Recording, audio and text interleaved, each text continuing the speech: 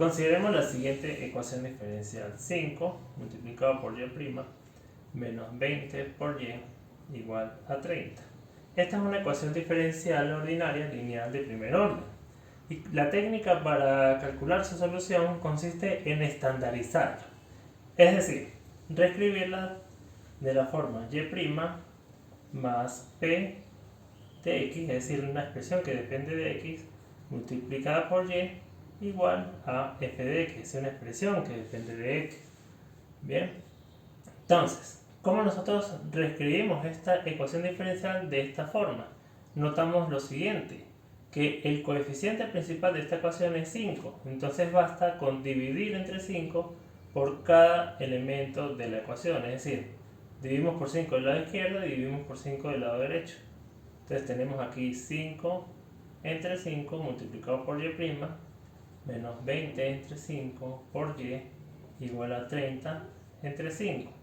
De esta forma tenemos que 5 entre 5 es 1, 20 entre 5 es 4 y 30 entre 5 es 6. Entonces, una vez que ya tenemos estandarizada nuestra ecuación, podemos notar que menos 4 será nuestra función p de x. Entonces ella es la que nos va a dar pie para definir el factor integrante. Entonces, si p de x es igual a menos 4, nuestro factor integrante, que va a ser ρ de x, está definido como e elevado a la integral de p de x, que en este caso será e a la integral de menos 4 de x. Entonces fíjense que la integral de menos 4 es menos 4x, entonces tenemos e a la menos 4x. Muy bien, ya que tenemos definido nuestro factor integrante, nosotros vamos a calcular, a multiplicar en ambos lados de la ecuación. Entonces, ojo, vamos a multiplicar en ambos lados de la ecuación estandarizada. De esta forma tenemos e a la menos 4x multiplicado por y', tenemos e a la menos 4x multiplicado por menos 4 por y, y esto va a ser igual a e a la menos 4x multiplicado por 6. Ahora, lo que vamos a notar nosotros es que esta suma que está en el lado izquierdo de la ecuación va a ser justamente la derivada de un producto. ¿Por qué? Porque tenemos, fíjense, la primera función sin derivar por la segunda función derivada, más la primera función derivada por la segunda función sin derivar.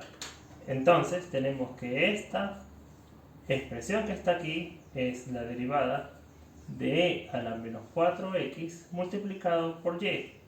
Todo eso respecto a x. Y esto aquí será igual a e a la menos 4x multiplicado por 6.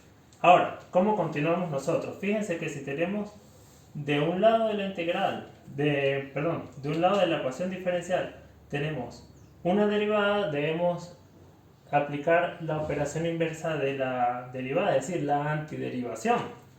Y esto lo haremos con una integral. Entonces tenemos la integral de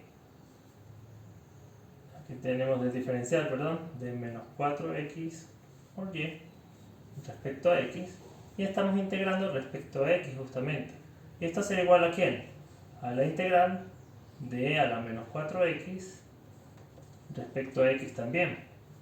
Ahora, fíjense que si tenemos la antiderivada de la derivada de una función, pues nos queda justamente la función.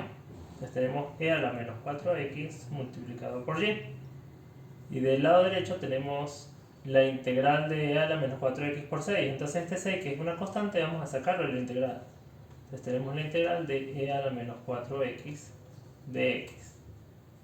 Ahora, basta para calcular nuestra integral, o la solución de nuestra ecuación, basta despejar y, pero necesitamos calcular esta integral. Entonces fíjense lo siguiente. Aquí nos queda 6 y la integral de e a la menos 4x, eso va a ser igual a e a la menos 4x dividido entre menos 4 más una constante. Ahora podemos despejar y, es decir, este factor que está multiplicando pasará a dividir en el lado derecho. Entonces aquí nos queda que y será igual a ¿quién? A menos 6 entre 4 multiplicado por e a la menos 4x dividido entre e a la menos 4x más c dividido entre e a la menos 4x.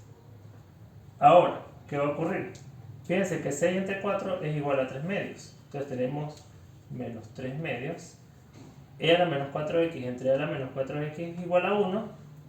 Y ahora fíjense que en el denominador tenemos menos 4x, ¿sí? Con signo negativo, entonces nosotros podemos subirlo al numerador con signo positivo. Entonces nos queda c multiplicado por e a la 4x positivo. Y de esta forma hemos calculado la solución general de esta ecuación diferencial.